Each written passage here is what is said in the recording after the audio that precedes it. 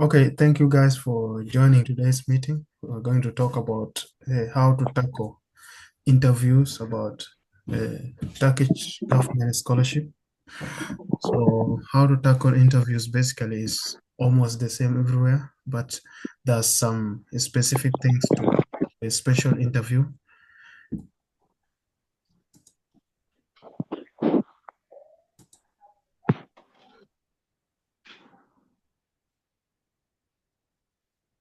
So, there are some specific things to some specific interviews.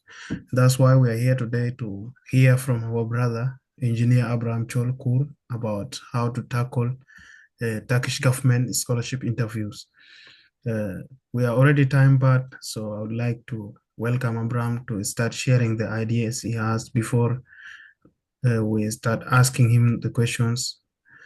So, Mr. Engineer Abraham Chol Kur, you are highly welcome to share with us the knowledge you have about how to tackle Turkey government scholarship interviews.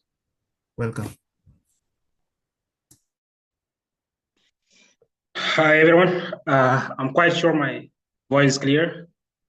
Loud and clear. Um, all right, thank you. Unfortunately, we have spent almost 20 minutes. I was a little bit up and down. As you can see, I'm still even bracing because uh, are you there? Yeah, we are getting you. We are getting you. Only All that right, all right. your video has stopped, but there's no problem. You can even present without the video. Because Okay. yeah, so I thought um, the call had cut off. So actually, that's all about myself. My name is Abraham Chol Kur, and I'm a Turkish scholarship alumni. Uh, the session that I'm going to take you through today is something that we usually do almost every year since the ENA started this program. And first, before we go into the presentation, I would like to congratulate each and every one of you who have reached up to this far. Actually, this is one of the main critical achievements because thousands of students applied for this scholarship, but you made it up at their interview level. So it's a great achievement, and hopefully for those who have joined this session and for those who couldn't make it because of other circumstances, um, I hope and I wish that all of you will get what you want. As you know, the program is being run by ENA, and of course I'm part of ENA because I'm a member of the ENA group. And as well, you are part of ENA. So as a program of ENA, as it was mentioned by my brother earlier on, we know that interviews are almost the same everywhere. It doesn't matter whatever thing the interview will focus on. What matters is that you have that mental preparation, you have that knowledge on what you are going to do. You exactly know what it is. Like either you are going for a job, either you are going for a scholarship interview, whatever thing that you are going for, you need to have some basic information. And these are the things we're going to look at as of today. I don't know if you guys are still getting me. Let me hear from one of you. We are getting you clear. Yeah, you're All clear, right. bro. All right. Okay. I'm trying to share my screen.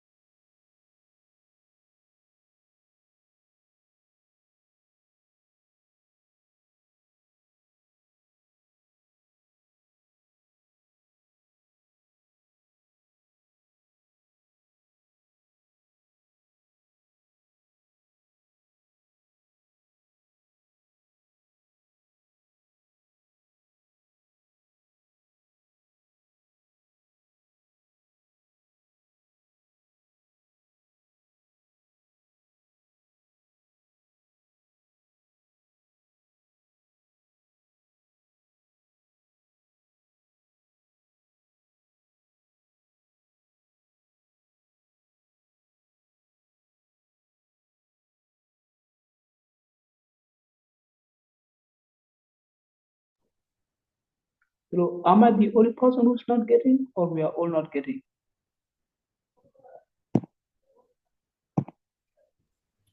I hope the speaker is trying to prepare to share his screen. Oh, then that Oh, is very good. We shall be waiting. yeah.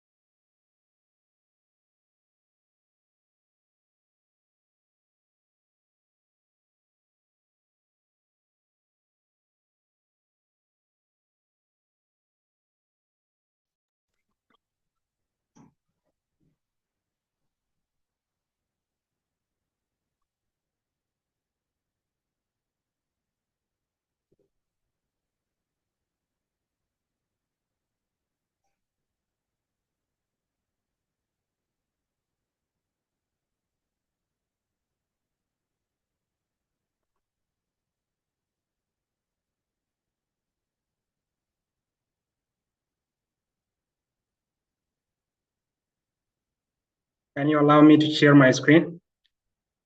I think I've allowed. You Okay. can try.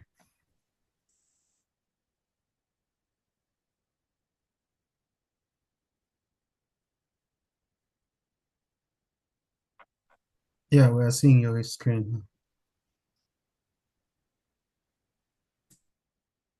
All right.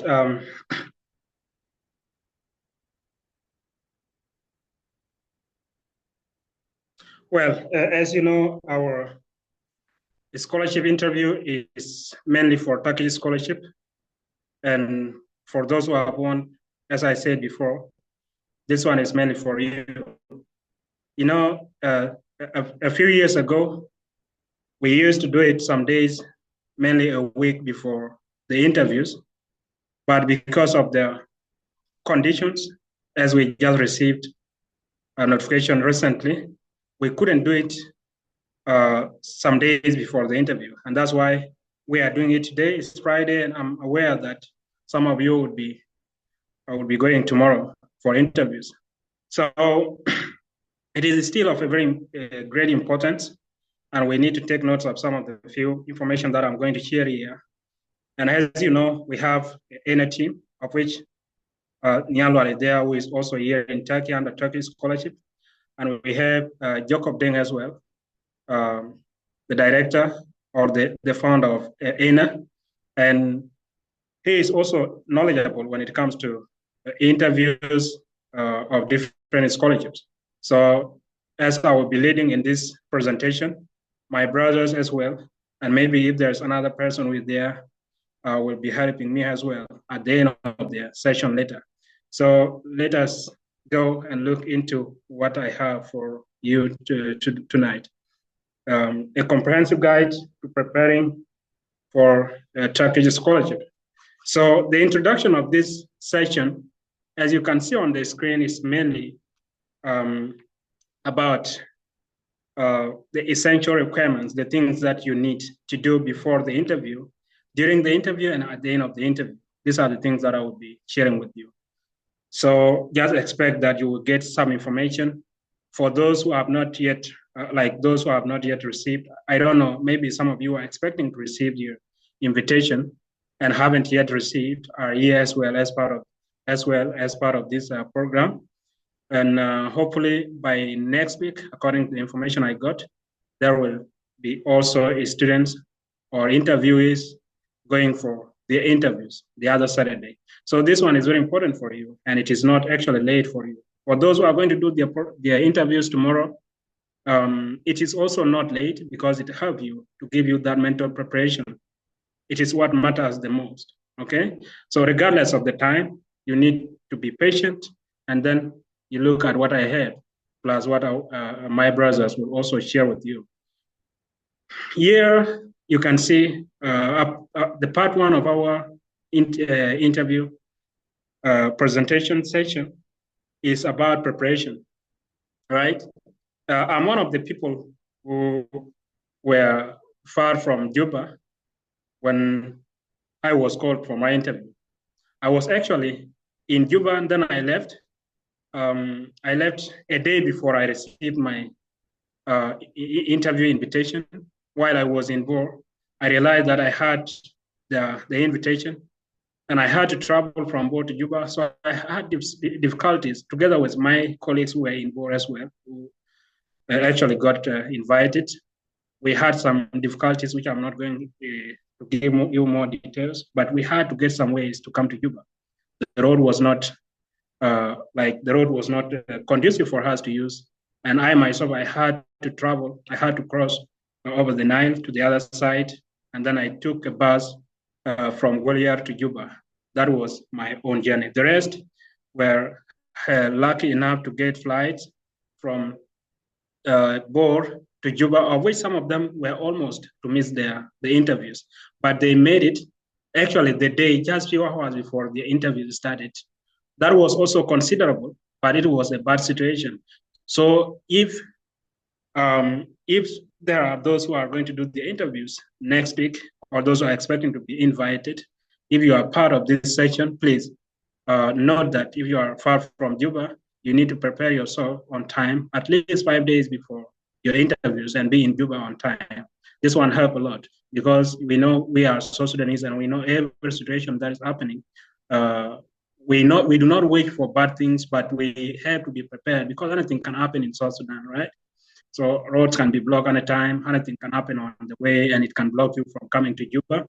To avoid this situation, you need to be careful enough. You need to prepare yourself before time. You give yourself enough time to travel to Juba, and then you stay in Juba. You wait for your interview procedures in Juba. And the other part is here, which is knowing the embassy location. It is very important.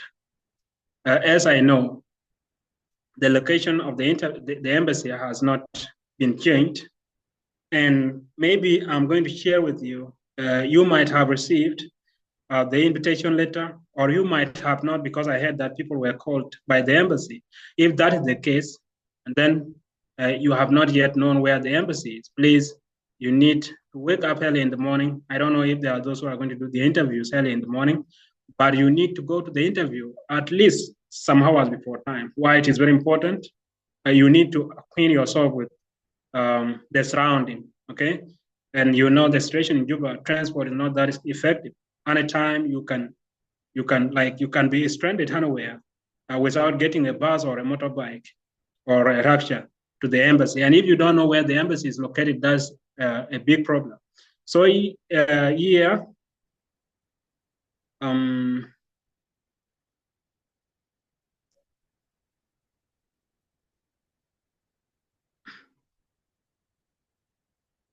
yes, here actually, what I want to show you is about the invitation letter that is normally sent to your emails and on the system. And on this side as well, it's about the address of their embassy, the one which is written in a different color. I think that is orange, or maybe something close to orange. That is the address of the embassy. It is located in Aimatar in Juba. So I hope you all know it, and it is very important to know the address just as part of your preparation. Here also is arrival at interview location. As I talked about it earlier on, you need to be prepared. You know, it's a great day for you because what you want is your scholarship. Even if you go there 5 hours before time, it's okay for you. If you have people who would be hanging out with you, it is okay for you to have that mental preparation and also be near to the place. You won't be in pressure. And you know, just like when I came, I was a little bit nervous because I was walking up the stairs and was also in fear of maybe not being able to join. That one is not actually good. It was because of my condition, because I was traveling from a different place to where I stay.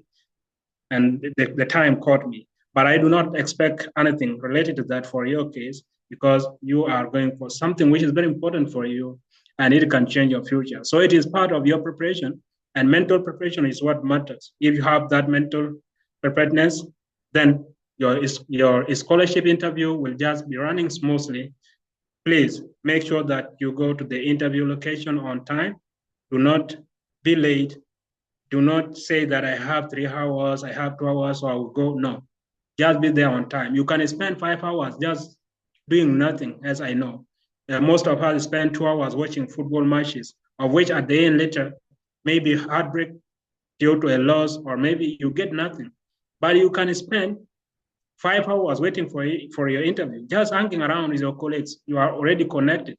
So you can call yourself, let's go there 4 hours before time. Let's go there 3 hours before time. While you are there, you just look around, you walk around, you move around the interview place, the embassy, you have that settlement. Like, I think you know what I mean, because you need to be calm before you go to the interview room.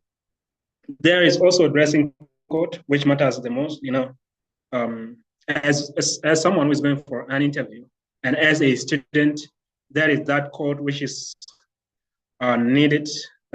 Plain jeans are not problems, but if you have that gentle wear, like you just put on, I do not mean you put on suits, but you have to put on your charts, the plain charts, and then you put on I guess nice I am not clothes. the only one who's not getting.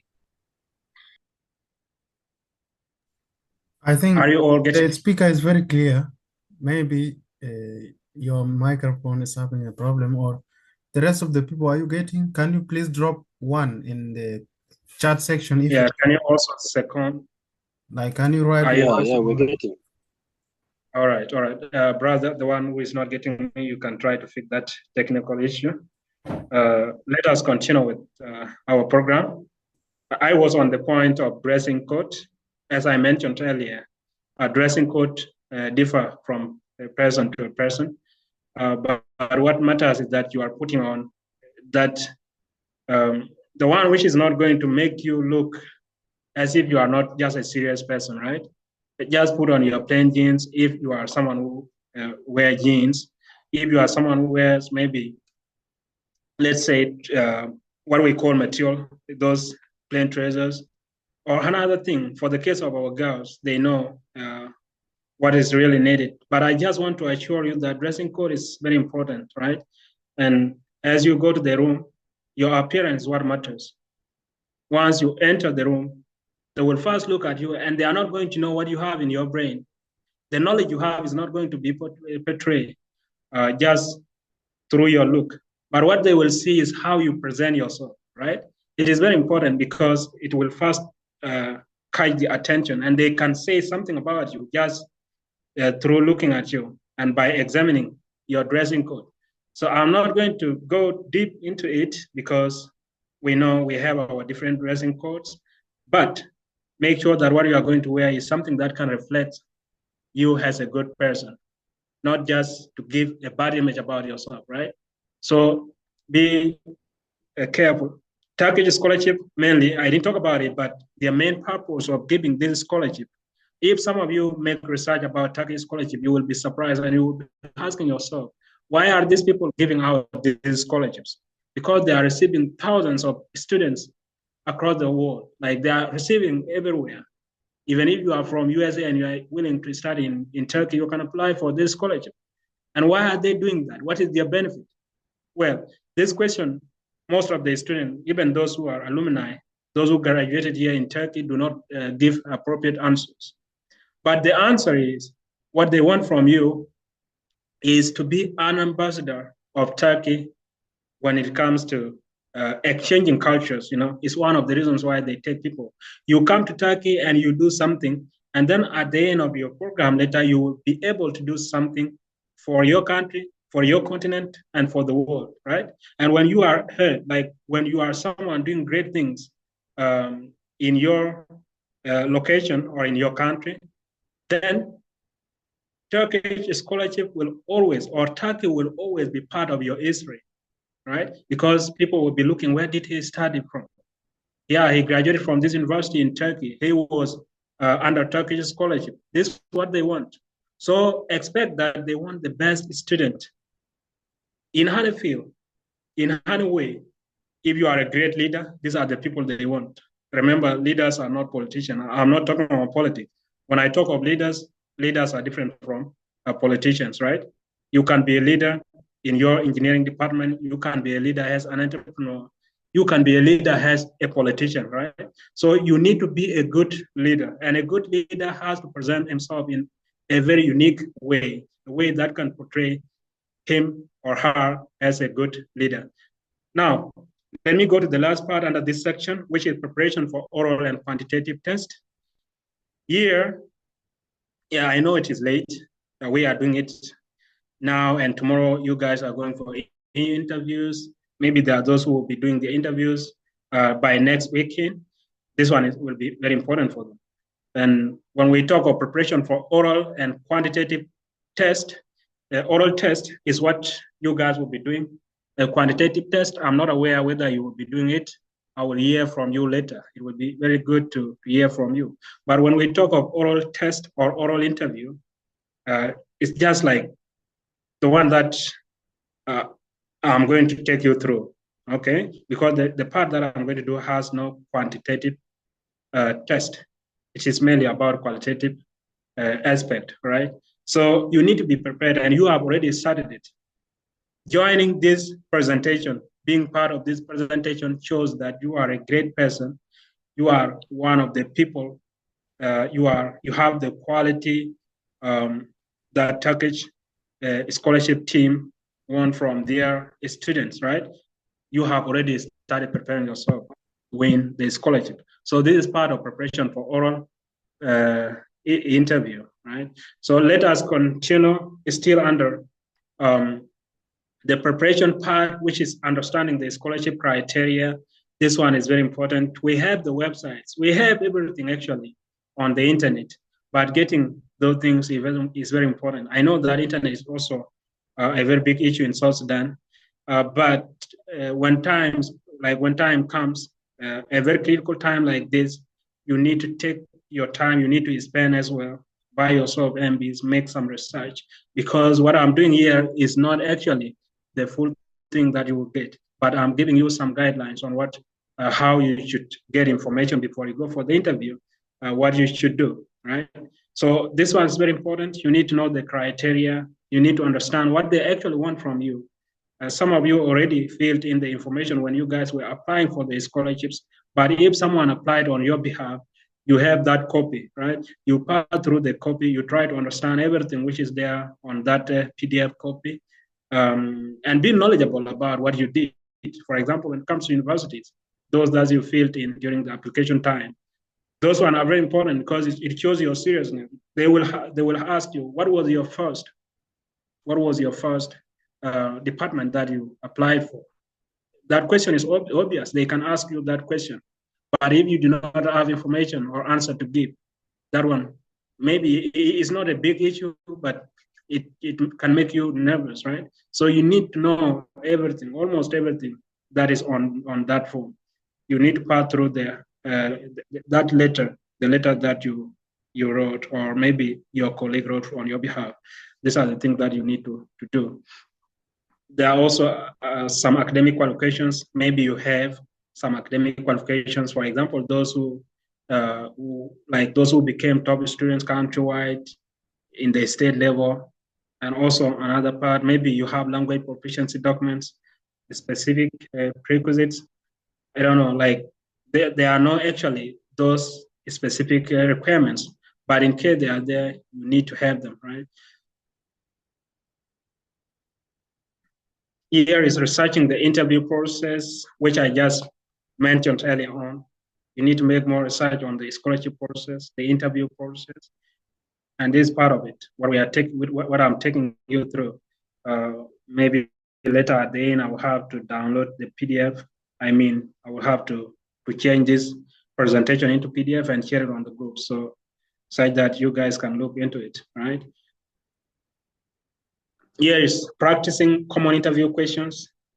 And as you can see, the common interview question is like when you enter into the room, the interview room, you will sit, make sure you sit upright. You do not lean back on the chair.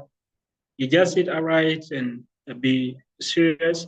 Whatever thing that you will do during that time, we don't know. Maybe they're even recording because there are a lot of, the time of technology, people can do anything for them to evaluate. I'm not actually quite sure, but I can guess when they are doing the interviews, they also record, right, for the purpose of evaluation. So you just need to know that what you are going to do is something normal. You don't need to be nervous. You don't need to take it as something very serious. Just be prepared mentally. And when you enter there, give the accurate, precise information. Like, don't just be moving from one point to another point. That one can cause you a problem. But just be straightforward. Make it simple for them to understand and be confident of what you are talking about. So here are some of the questions. After you are seated, maybe you can hear this question, tell us more about yourself, or tell me more about yourself. In most cases, there are three people who sit there. The other one will be busy writing. The other one will be busy asking questions. The other one will be checking the documents that you will present to them. And yeah, of course, any one of them can ask questions. Any one of them can do whatever thing you want to do. And these people will be engaged. The number doesn't really matter. It can change anytime. And of the recent years, I'm not quite sure. But you need to know that you are just in a room talking with people like you. You do not need to be nervous. You are just doing a normal conversation, but always tell what is right and what you can give further information in case they try to ask more, right? So you have to tell them yourself. Just a very simple question, but it is the starting point of everything. For example, if I'm asked, tell us more about yourself, depending on the interview or the case of Turkey's interview. Yeah, I will start right away by, my name is Abraham Chol, and I'm a South Sudanese student. I graduated last year from Senior 4, and I'm an applicant of the Turkish scholarship. I applied for the Turkish scholarship, and it depends actually. I'm just giving you some tips, but you need to make more research on how you can present yourself when it comes to this question, because it seems to be a very simple question, but when you are nervous, you can misfire, and it can make the whole thing not successful. It's still here under these questions, the common interview questions. That is, during the interview, I'm going to take you through a different PowerPoint, which we used for the last year.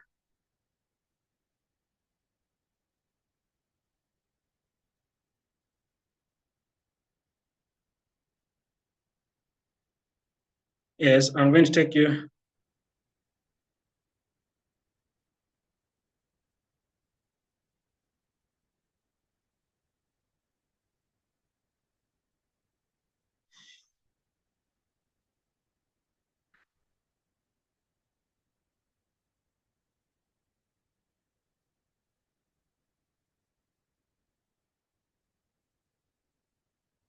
Well, here we are seeing some questions there, and that is mainly after. These are some of the common questions that they normally ask. They may not ask you all of them. They can ask you out of this, and you just need to know them. One of them is, why did you apply for Turkish scholarship, right? You need to be precise, as I said. Time is also limited. You need to be precise to your points. Give them the information why you applied for Turkish scholarship, right? So you need to give some logical answers, things that can motivate them, because it is all about motivation. It's all about getting their attention, right? So how can you get their attention? That one is up to you. But in most cases, when you want to get attention from someone, you need to talk of the things that they are best about, right? So what are the things that Turkey is known about? I think that Turkey is known for, when we talk of the reasons why you apply for the scholarship, remember, you are a student, and what you are coming for as a student is to be a student or education here in Turkey. So it needs you to give more about the better part or what makes Turkey the best for you to study in. It can be their good education system. It can be maybe learning different cultures, being part of the Turkish language community, because they are also working on spreading their language, right? So that can be also a reason. Like geographical location of Turkey, I mean, when you look at the natural resources and all the other good parts of Turkey, right? These are some of the things that you need to research. And which course would you like to pursue and why? So this one is mainly asking you applied for different courses. Maybe you applied for medicine. And why do you want to pursue that medical course, right?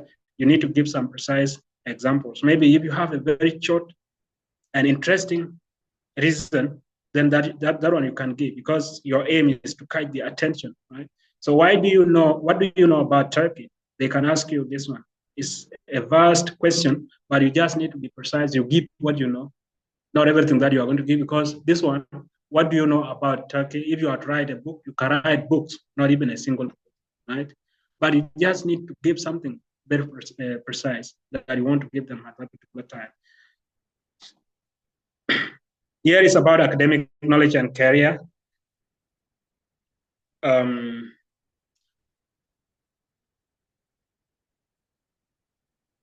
career goals, right? So here is, what are your plans after graduating? You know, they're expecting you to be the best of yourself after nurturing you through education.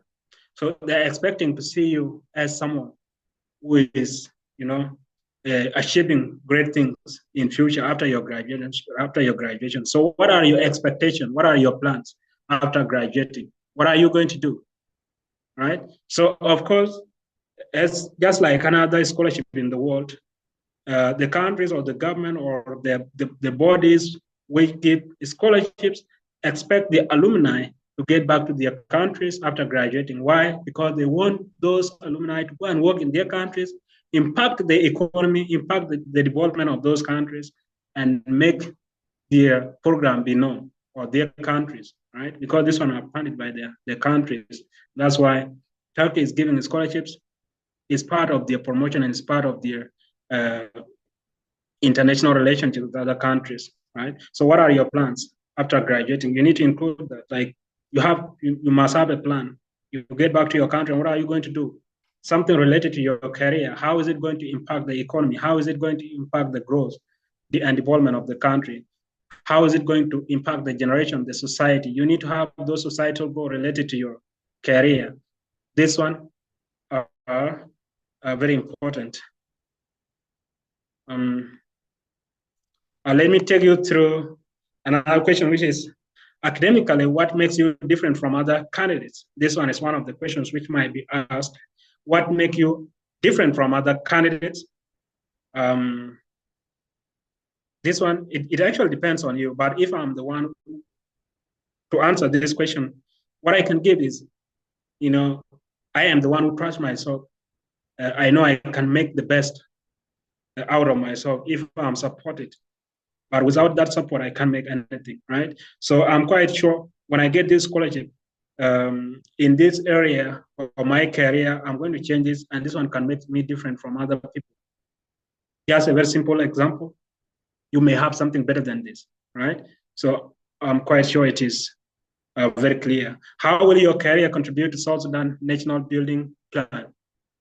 Yes, as I talk of the development earlier on, either in economics, either in politics, either in another field, society, you need to have those goals, right? How is your career going to contribute to South Sudan? For example, when we talk of maybe your career is water engineering, right? Maybe someone applied for water engineering or environmental engineering. As we know, flooding is one of the main problems that our population is facing right now because of the River Nile and the swamp region that we have, which is the largest worldwide. This one needs experts when it comes to the carrier of water, of which water engineers are very important. Though we do not have, these people need to, like, we need to have more people like this. And if you are one of those who applied for that, it can be a great advantage for you, because you are going to give that precise example that even you can have the data that this population in 2020, 2021 was displaced by the flooding, and this was not the first time. You go back to the 1960s when the same flooding happened, right? So you just give them precise with data, precise answers with data, and that one can help you. It can help them as well to understand the nature of the country which is like South Sudan is now like the previous Netherlands, right, which used to be flooded. Now South Sudan is in the same situation. Just to give you an example, you can make them, you can gain attention, like you can get the attention through what you give. Maybe you talk about agriculture. We have the vast land, a fertile one. We have water, Nile water, but it's not being used. And agriculture is the backbone of the country, as it has always been said by our people, the leaders, and no one is taking this into action. So if you applied for agriculture, either agricultural machinery, either another area in agriculture, you can give, a precise answer on how it is going to contribute to the national building. Let me go, etc. As I said there, I'm going to take you back to the other. I'm going to take you back to the other presentation. We are almost there. Just bear with me. We are almost there. During the interview, I almost talked about everything. Introductions. The other important thing is take note, please. The other important thing is about your documents, right? When you applied, you had some document that you uploaded on the system. And this will be the right time for them to verify whatever thing that you uploaded on the system.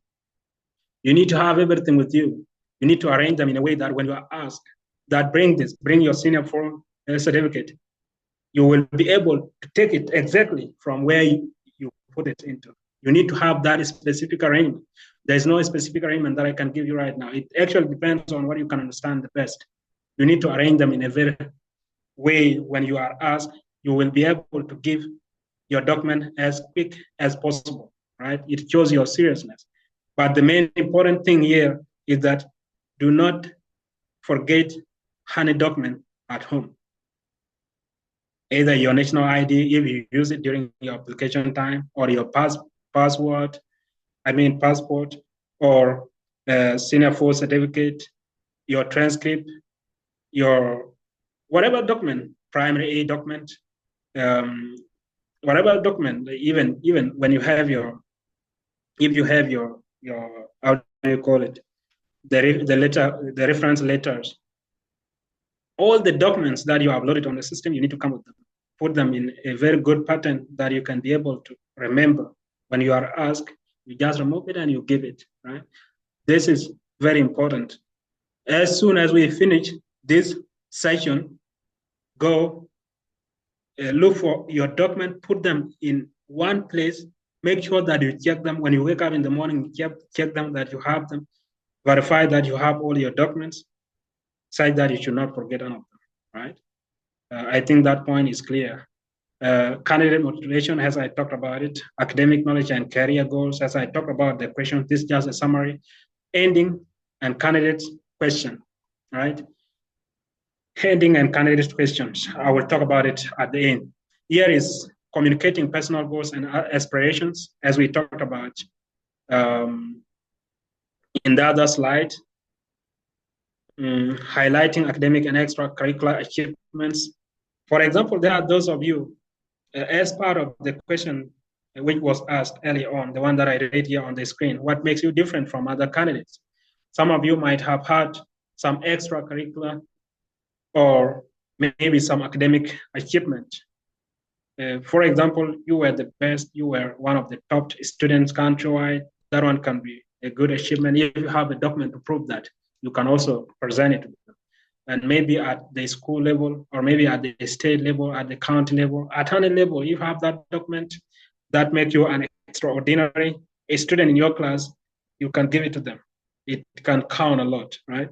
Here, when they talk of extracurricular achievements, these are things to do with, like for the case of sport, maybe you were a debate, you were a member of a debating club of your school, maybe all the other clubs, you need also to help to put them. I mean, maybe during the time of application, you filled in this information, so you have to present them, right? Whatever achievement that you have and is related to your academic is very important because it can help you and it can make you different from other candidates. Here is demonstrating cultural awareness and adaptability, right? This point is very important. When we talk of cultures, we have something called cultural shock, of which if you are not aware of where you are going to or where you apply to, there might be some cultural shocks, right?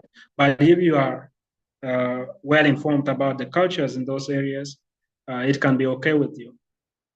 And just to let you know that Turkey is a country which has a lot of different cultures, and Turkish people as well are people who like their cultures. They they are nationalist, right? So you need to be aware of where you are going to. Maybe during your conversation, they can try to joke with you, maybe to ask you about something that you know about Turkey. And if it is something related to their culture or maybe their tradition, if you mention that, they can feel motivated actually, because they can be aware that you are someone who is knowledgeable about where you applied to. And here, as I'm concluding this session, I mentioned before that after the end of your program, they will ask you a question. Do you have anything that you would like to ask? Any question? So please, if you have any question which cannot divert the whole context, you are free to ask. Either something that you may ask, but if you think that that's going to be silly or is going to change a direction or is a very delicate question, don't ask. But if you have something that you want to know from them, you can freely ask them, right? So this is what I can say. It can't really change, affect negatively when it is something which has no maybe a different direction. A question which is related to the interview, you can ask it. For example, when should we be expecting our results or something like that? It actually depends on what you want to ask. But if there is no question, if you are not sure what you are going to ask, just say that I do not have a question. Thank you. That's what you can do. So after this far, I know it has been a time taking you through this presentation, but it is good to take you through it. And I know you might have some questions that you would like to ask, and my brothers may also have some additional information.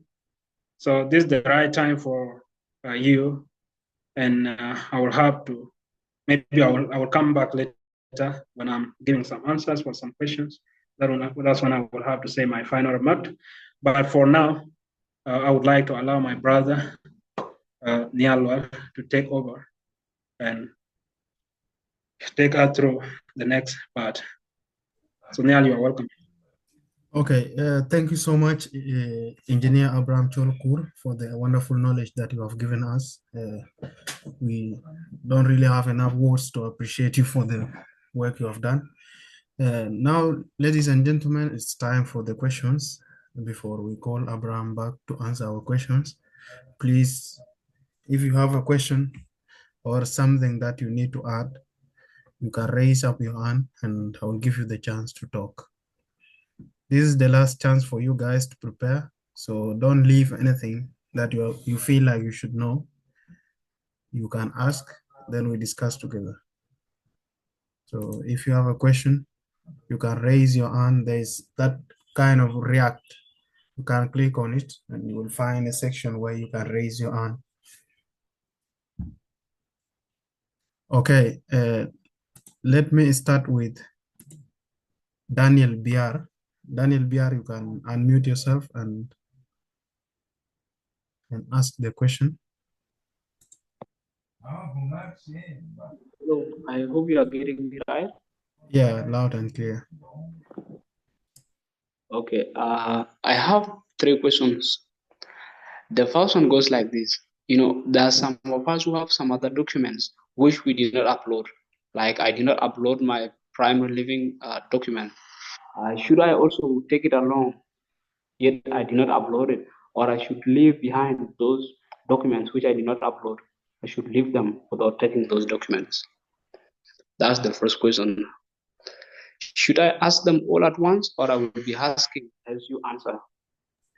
You can continue as Abraham Chol takes the notes and you will answer them. Okay, thank you. Now the second question is like this.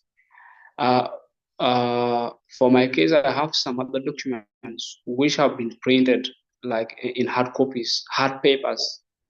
Then there are some other documents in soft papers, like the reams of paper. Should I take all of them, or I leave those ones printed in soft papers behind, or I take all of them? Does it happen effect, or does not happen effect? Number three, I have some other documents which I have uploaded. I uploaded around eight or something, but two documents are not there because they were stolen with my bag. They were in the bag, and my bag was stolen at night. So those two documents are not there. The hard copies are not there, but I have all the other things. So how do I explain it to them? Does it have an effect if I explain it that way, or how should I do that? Thank you. Those are my questions. Okay, before you leave, I would like to ask you a question because some of your questions are not that clear. So Okay, okay. your second question is about you have some document printed in soft papers like A4, that's ream papers, right? Yeah. So are Can I, they the original or do you have original, then you have another printed document in they, front? they are they are the original Okay, documents. They are the original one. yeah, what they need is the original. They don't like segregate which kind of printing they want, but you have to give them the original. That's what they need. And the Okay. other thing is what kind of documents are stolen and that you don't have right now? Okay. Like no, the first one is the document who was presented to me when I was the best speaker in a certain debate contest that was conducted. Okay, The second one is when I was the best writer. okay, okay. Thank you so much. I think your questions are now clear, and the speaker has gotten what you really want to know and where you should start. So I would like to call up Mr. Abraham to continue answering these questions as the rest of the people prepare their questions because I don't see any other hand. So Mr. Engineer Abraham Chol Kur, you're welcome. You can take the stage and answer those three questions.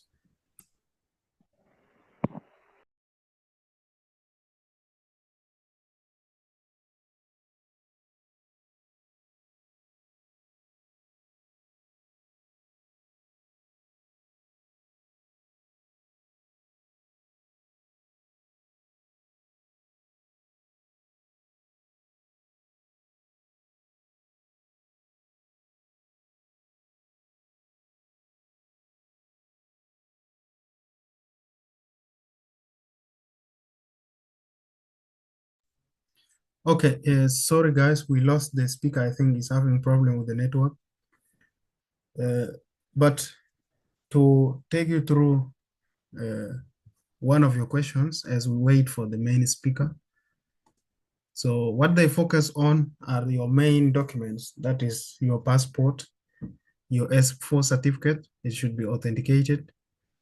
So these two main documents, if you have them plus the other main documents, not like your merits, and what I'm quite sure of, they might not even check your documents because when we were doing the interviews, they did not check.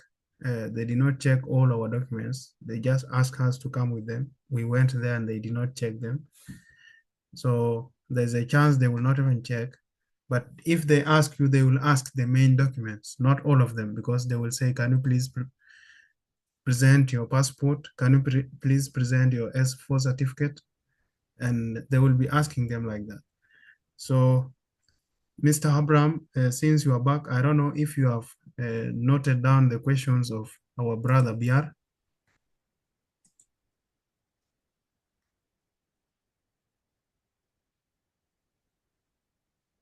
So Abraham is still. Yes, I have. You have joined I too. have. Please let me remove one. Okay.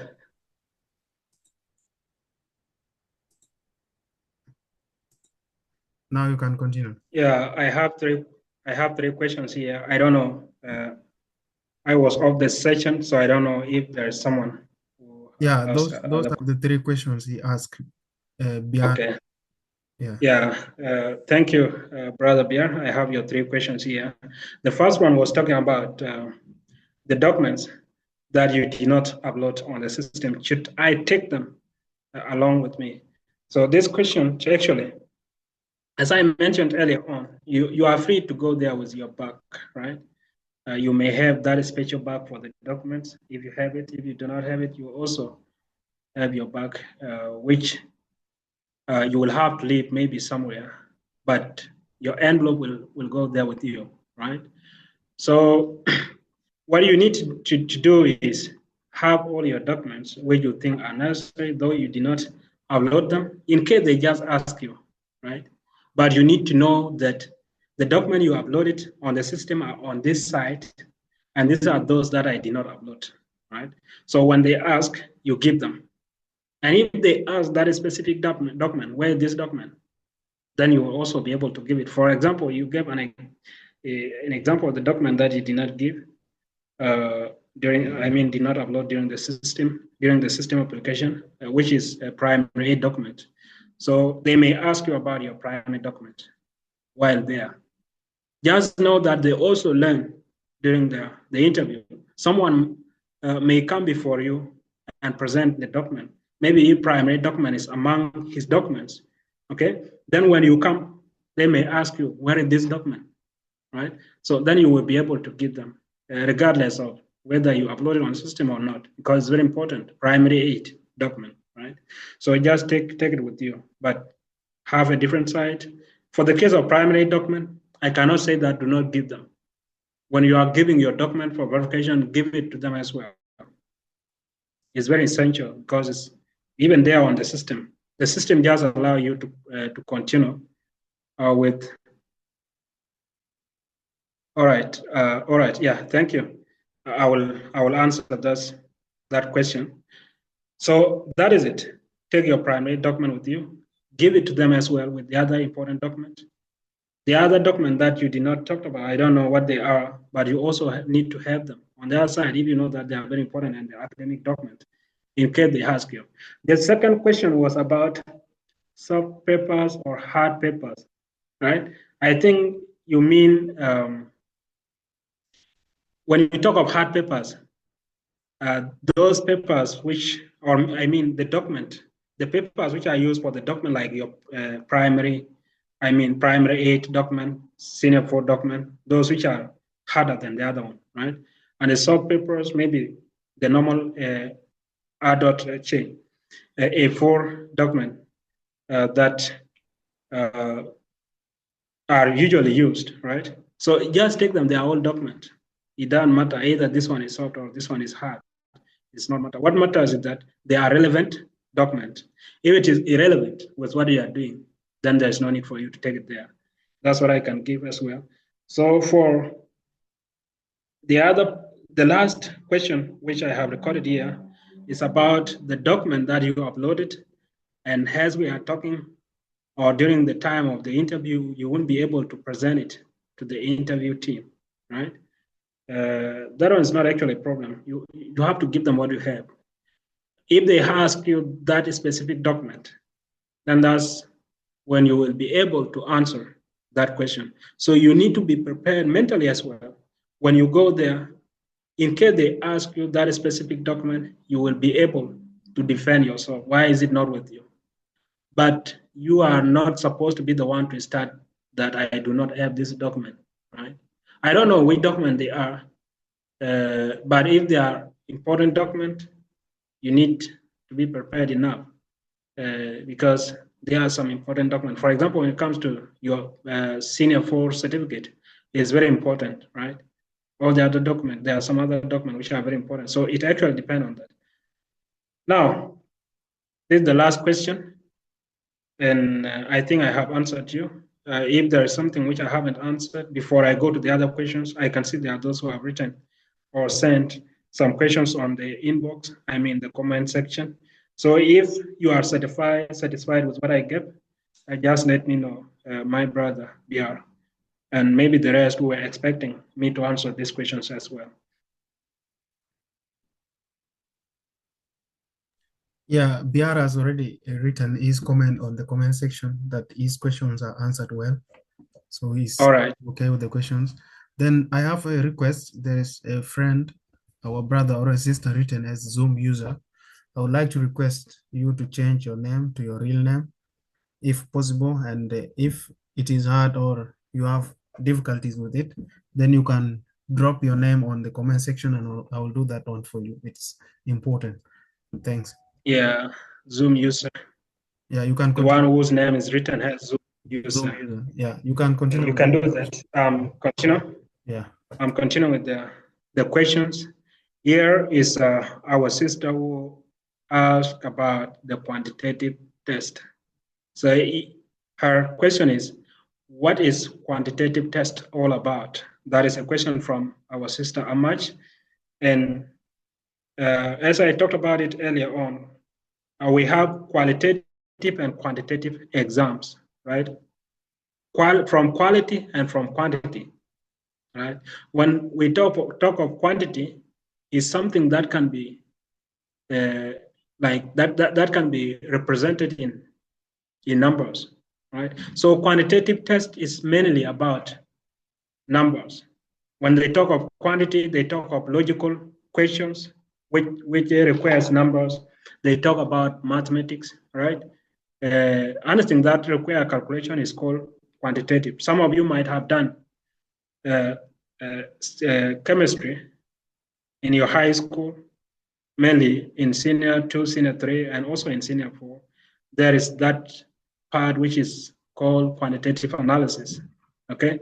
You no longer do qualitative analysis, you do quantitative analysis. For example, when we are talking of carbon and its compounds, okay?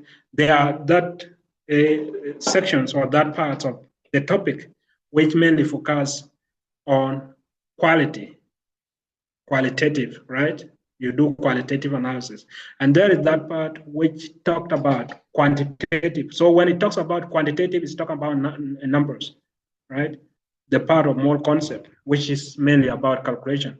The other part of qualitative is not about calculation. You talk about how the preparation is done, how to get carbon dioxide gas, the preparation of carbon dioxide gas, and all this. You talk about different different types of carbon, right? So this is mainly what it is. Quantitative test is dealing with numbers. I don't know if you are going to have it. They might have informed you. I didn't hear from one of you how the interview is going to be based on what or the information given to you. Either it is going to be oral interview alone, or maybe there's also going to be quantitative test. But if they did not mention that, probably it is not going to be there. But you have to be mentally prepared for it. Don't be worried. It's like it is mathematics. You do not need to worry about it, right? So that's what I can give.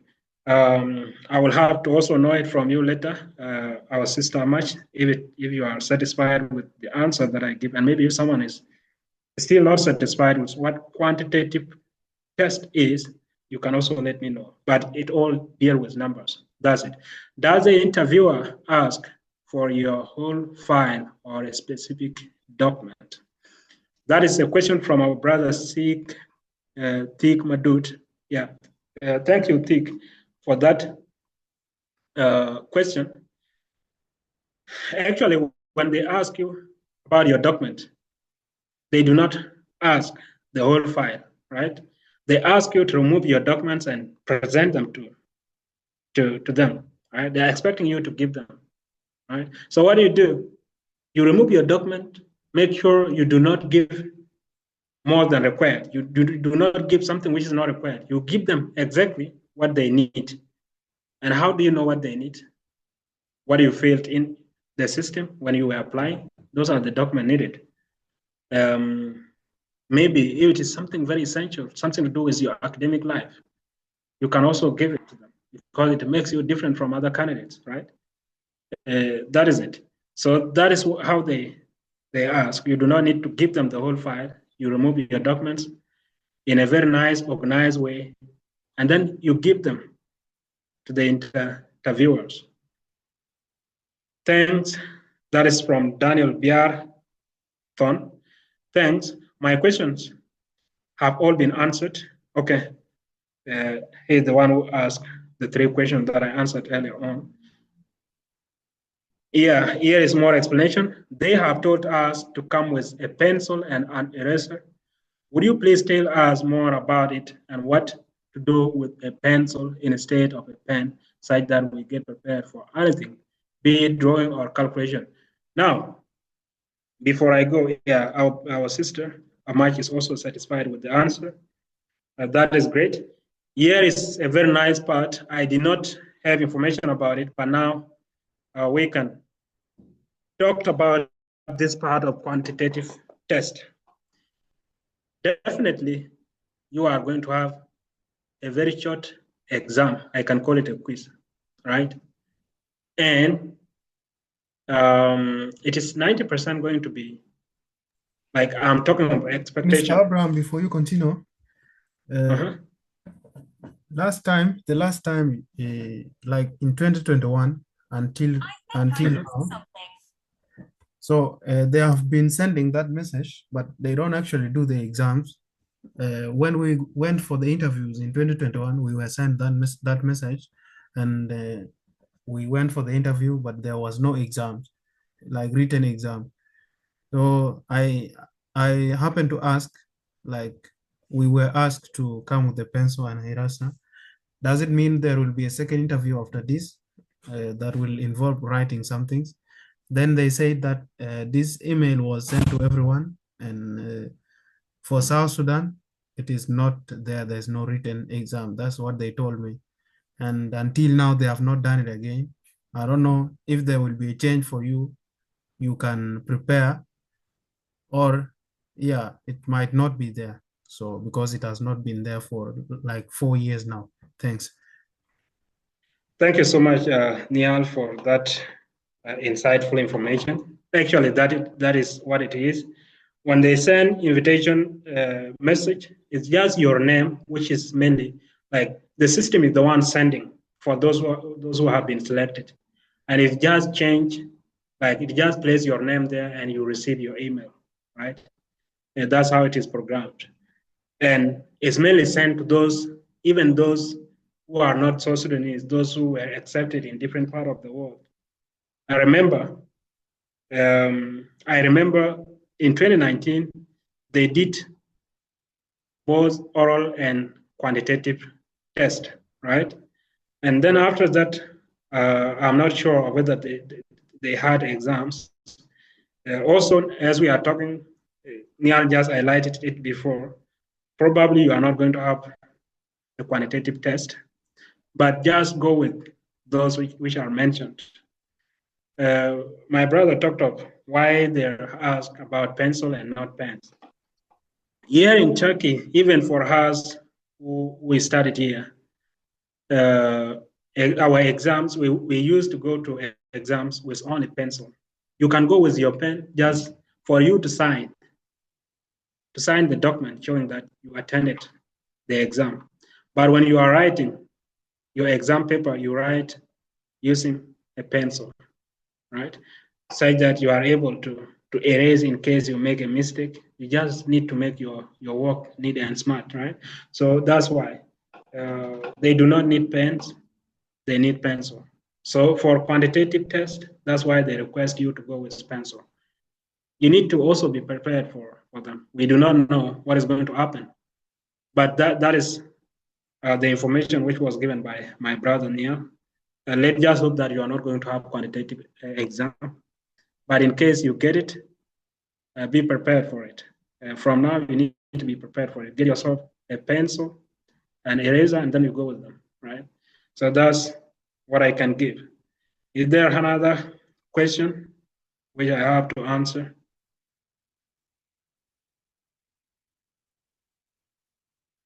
Okay, thank you so much, Abraham, for the wonderful answers you have given. Is there any other question, guys, or we continue?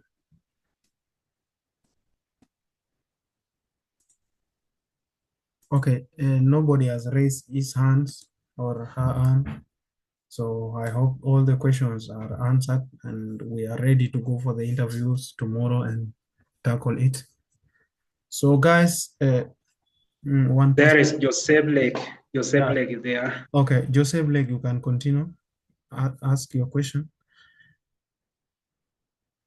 Unmute yourself, please. Okay, my question is, like I got email on Monday and they told me that I should come with my academic document and my passport for verification. Yeah, but I don't have my passport is still under possession, so and I still don't have a passport. I don't know, is it having an issue or not? That's my question. What did you use during the application time? Your national ID? Yeah, I use my ID, my nationality. Yeah, come with your national ID. Okay, thanks. Yeah, they are on the system on the scholarship website. They say that you need to apply using your national ID or your passport or your driving license. So your passport will mainly be mandatory when you are coming to Turkey, right? But for now, just go with what you use during the application. So go with your national ID. That's not a problem. Maybe I'm going to ask you a question before Niall take over. My question is going to all of you. Just right there when you are going to. I just want to know, when are you going to your interview? Like which time is indicated that you should go for the interview? Just write on the comment section. Not that I'm expecting you to talk. Just write on the comment section. When exactly at what time tomorrow is your interview? At 9. Is there anyone? If yours is not tomorrow, write the date or maybe the next Saturday or another day. Let us know. I can see 4 people are going there at 9. About the rest, when are you going for your interviews? Let me know as well. When are you going for your interviews? Daniel Biar is going at 9. Peter Hillary is going at 9. Tik Madur is going at 9. And Joseph Lake Kwal Chan is going at 9 as well. How about the rest? When are you going for your interviews? Are you going after lunch or yours is on Saturday? That is for March. You mean tomorrow, right? Which is 10th. Just on Saturday, tomorrow, 9 a.m. Okay, tomorrow. Okay. Those are 5 people. If you are struggling to write, I'll be waiting for it from you. Niall, you can take over from there as I wait for those who are writing here. Is there anything special about applicants who applied for medicine only? Okay. Maybe I'm going to answer this question before I give it to Niall.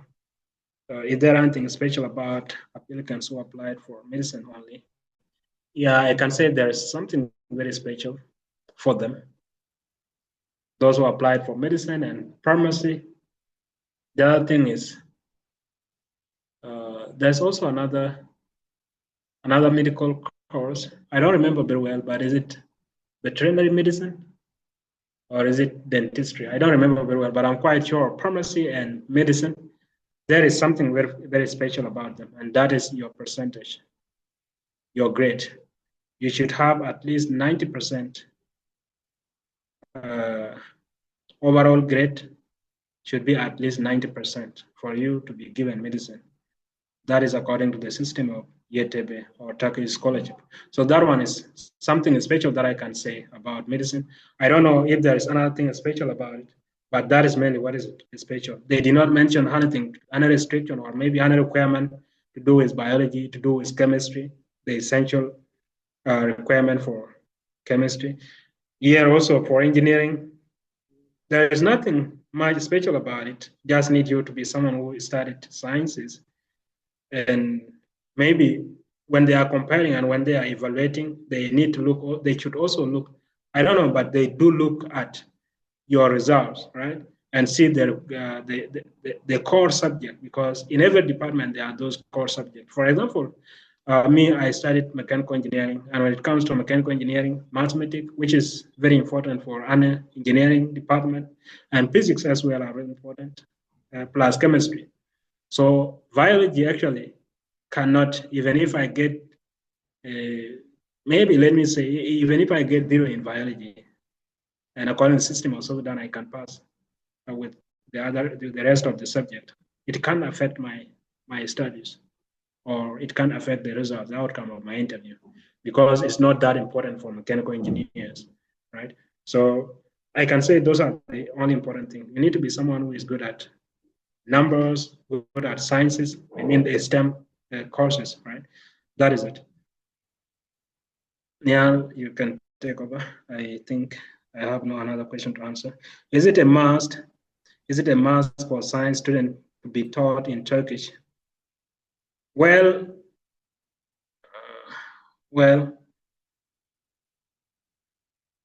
it depends on your program. If you applied for a program taught in Turkish and it is given to you, you will be taught in Turkish. You know, English is just a language. It's only in South Sudan that it is exaggerated. But English is just a language. Even our own languages, Nuer language, Dinka language, any other language in South Sudan can be used as a national language and can be used as a language of instruction in all the schools. And it cannot affect, it can even boost our understanding, right? So they use Turkish for everything. And there are those courses or those schools which have some courses in English. So it depends on the program given to you. That's what you have to know.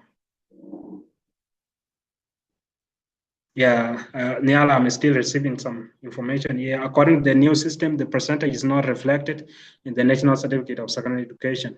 Instead, the percentage is revealed only in the list the school takes from the ministry. For example, in 2023, the list from the ministry indicated that I scored 91%.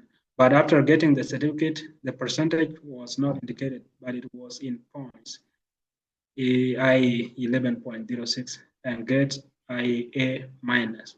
Does this situation affect the student who applied for medicine? Actually, the system might have changed, and I have no information about this because during our time we use the percentage system. Now you have this 11 point something. I don't know, is the maximum or the highest grade 12 or what? I don't know. This one is quite complicated to me. I can't really give a precise answer to it. Maybe other brothers as well will be able to help me as well. As the situation affects the student who apply for medicine. So that's what I can give. Maybe Niall, if you have something to say, you can take over as we still receive some questions here. And I'm also ready to answer. So Niall, maybe you can take it over as I take a break. And then Okay. I can still As Abraham rest and take some minutes to prepare himself and come back again. So they have mentioned in the system that you have to have a percentage of 90% or equivalent. It doesn't mean it should be 90 because there are some countries that does not give the results in 90s or 100, that kind of system. Like in Uganda, they have divisions. In different countries, they have different kind of system. Like for South Sudan, they have introduced a new system recently. So if you have a grade that is equivalent of 90% when it is converted to the 100 system, then that means you are okay to go. And also, those kind of criteria, they don't consider them during the interviews. they already have considered them in the system. So that means those who are shortlisted for the interviews are people who have passed those criteria. So they will not use them again to judge you. The reason they do the interviews, they want to now go and see that the things you are presented in the system does they really match your standard? Do you really have the kind of the things that you have presented? Maybe somebody did it for you and you are not that kind of a person, you say it in the system. So that's why they organize oral interviews to go and see you in person and ask you and see your ability. You are now going to prove what you have shown them in the system. So what you have shown them in the system is okay. They have considered it okay already. But now, are you going to prove it to them in person? This is what they want. So if you have written your if you have written your motivation letter, you have talked about yourself, you have talked about education, you have talked about your documents. So you will now go and tell them again that you are really the person you talked about in the system. So thank you for that. I don't know if there is another question. You can also ask, and I don't think there's no person who want to ask a question because I've not seen her hand. So, and also to add, guys, the people who are going to interview you are Turkish, so they're white people, and yes, their English might not be that good, but people who interview people, they really speak good English, so you will be able to understand them. You just need to sit, relax, just feel like you are talking to your friends. Because I know some of us, we exaggerate white people. When you look at a white person, you feel intimidated, you lower yourself, you feel so low, you consider them to be like higher than you.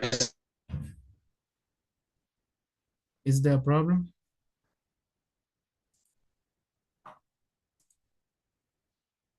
Okay.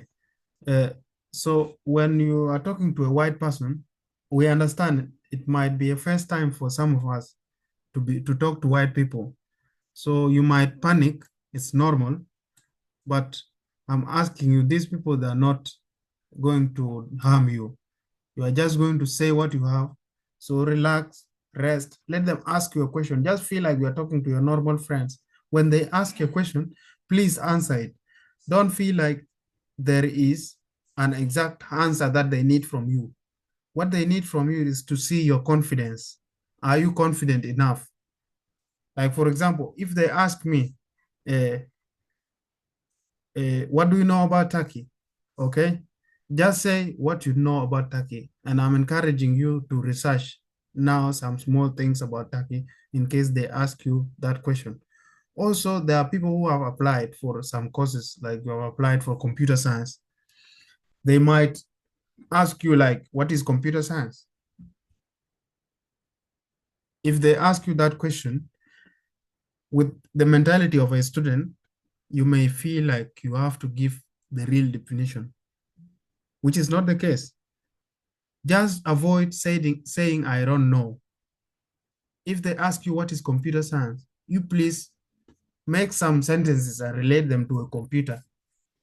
Feel confident, show them that I know. Even if you don't know, just say the answer. There are chances that those people, they don't even know the answer, but they want to see whether you are confident or not.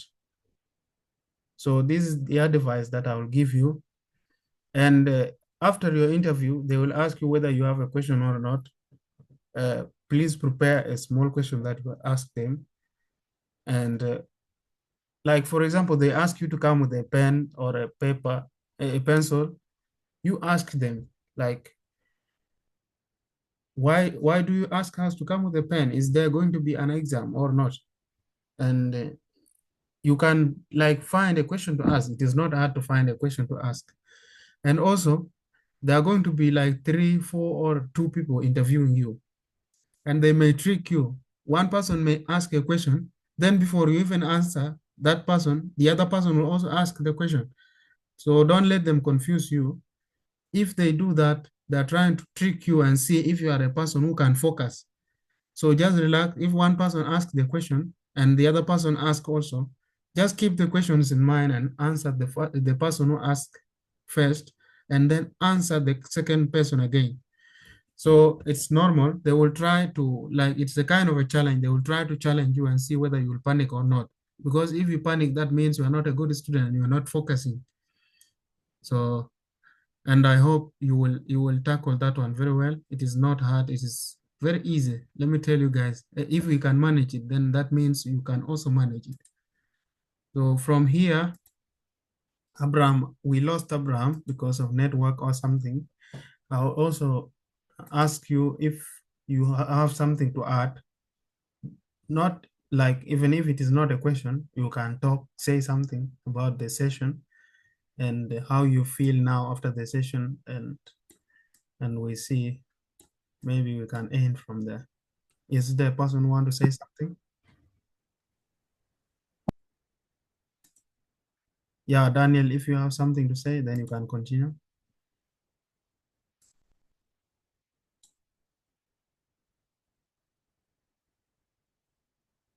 Daniel Biar. My Yeah. very simple and very like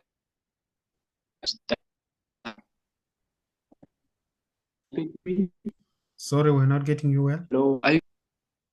Okay, I'm saying that if the interview is done, when we expect a result,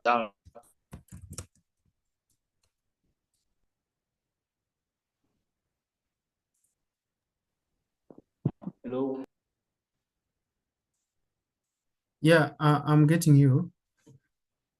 Your question is, when are we going to expect our results? That's my question. Okay. Normally they release the results in July, but it changes sometimes. There is no fixed date for that, but the results will be, they don't delay. Just focus on doing the interview. If you do the interview well, then inshallah you will get your results. So they normally come Yeah. July. In July, yeah. Okay, thank you. You are welcome. You're welcome. Any other person who has something to say?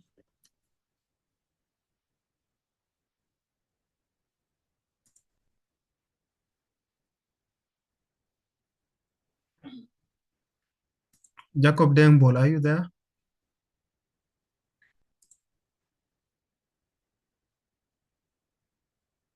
I'm there, Daniel. Okay, maybe you can add something as we wait, because Abraham is having problem with network, and I Okay. think there's no much remaining. Yeah, maybe I will add little and then I'll leave to Yeah. Yeah. have to go to class now, I think in less than 10-minute time. Okay, you can add something. Okay. Thank you so much, Niall, and everyone. First of all, congratulations for the great job well done. I know I think you are still in the race, but you need to thank yourself and celebrate a bit. And as you are celebrating, prepare yourself for tomorrow. I know it's already 8 now, and maybe you need to have some hours to prepare yourself. So what I can just say is everything has been said by Niall and Abraham. So there's nothing that is left. So what is just left is for you now to continue practicing, because it is very, very important. What we are doing here, we are not giving you all the answers. You may even find out in the interview that none of these suggested answers may come. But what we are just doing here is to boost you and to empower you so that you go tomorrow prepared and ready to tackle the exam. And that's the same thing like for soldiers when you are going to the war, you don't even know the direction the enemy will come. But if you are well trained, you will always be ready any direction where it comes, then you are able to tackle, able to defend yourself. That's what you are trying to do here. So what you can do, just be prepared, try to have all the documents. Don't panic. Don't be nervous. These are just normal human beings. I know sometimes it's something that we have. It's something natural as human being. When you are entering a new place, you're doing interview, you get nervous. It doesn't even matter like who is interviewing you, but at some point, the term itself or the event you are going to will determine how you are going to behave. So please be ready, practice, and just be confident as Niall put it. because it's just a matter of being confident. So if they see that you are confident and they ask you, you love, you give some example of leadership experience that you have. So be very clear when you are expressing some point. Don't mention ambiguous like point, like maybe saying general point, like maybe say I was a leader in maybe in my high school, in my secondary school I was also a leader. Those things are not, they're not, you don't need to mention like that because they know, yes, anyone can lie and say, hey, I was a leader. But mention that I was maybe a prefect, uh, prefect, I was an academic prefect, or I was this one prefect in my high school. I led a team of this number, let me say I led a team of 10 members in the club, all these things. So be specific and mention, try to be straightforward and specific. And try to be friendly. Just answer in a friendly way. Just be normal. Don't be scared and don't answer when like. So try by all means. Try by all means to work on your weaknesses right now, and don't think about your weaknesses when you're in the room. Think about all your strength. Think about that you can do it. So if people like Neil are there in Turkey now, they're orienting you like Abraham and everyone else. So then you can also do it. So have that motivation, and then go to the room prepared and don't panic. So thank you so much. And we really appreciate your time. So be prepared and sleep when you know that you will win this. Just tell your mind that I will win this. Awaken your subconscious mind to be prepared. Just say I've succeeded in this one. Don't think about, oh, if I fail and all those things. Just say, oh, I'll get this. This is my chance. Thank you. Thank you, Jacob, for the words that you have added. Actually, for those who don't know Jacob Deng is the CEO and the founder of ENA, and is the person who has been behind all these activities that we do, trying to bring us together, and we work under ENA to help you guys and to help ourselves also, because sometimes we also have sessions that help us, the people working with ENA. So we always welcome you. Life is not all about scholarship. It is a lot of things involved in life. And when you come together and talk, you learn about how people tackle things, and you can get ideas from some other people. You will always not learn in class. There are a lot of things you learn from outside. So I would like to encourage you to be attending all the sessions that we organize as ENA, being personal improvement that we do always on Saturday. So being about the scholarships, you can attend and listen and contribute. The power of contribution is that it helps your mind to be active. You should not always be a passive learner that takes things and not willing to give. So you can even say your name, appreciate people for what they are doing, or you can ask questions. That is kind of interaction. And our brain is kind of an organ that is taught, and it gets better when you use it. So you need to use your brain, talk to people, listen, analyze things, solve problems, and you will be a better person in the future. Not like just sitting down and listening. So I really appreciate you. You joining today's session shows that you are really determined to get this scholarship. And I will not be surprised to see you as among the people who will be given the scholarship, because always God give people things they deserve, and God help people will help themselves. You are now in a better track because you have a better point of view, how you see the orientation, how you see the interview now is better than people who have not come to this session, and you have now things to present tomorrow. So I would like to appreciate you. Keep that energy, continue looking for information and grow. So thank you. We'll end from here. Or maybe if you have a last word to say, anybody who can say something, or you just want to say hi, or you want to say thank you, I can allow one person or two. If you're there, then we end. Mr. Deng, I heard before that you only have 10 minutes.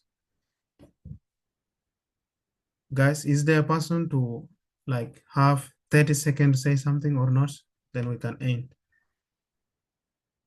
Yeah, BR, you can wind up.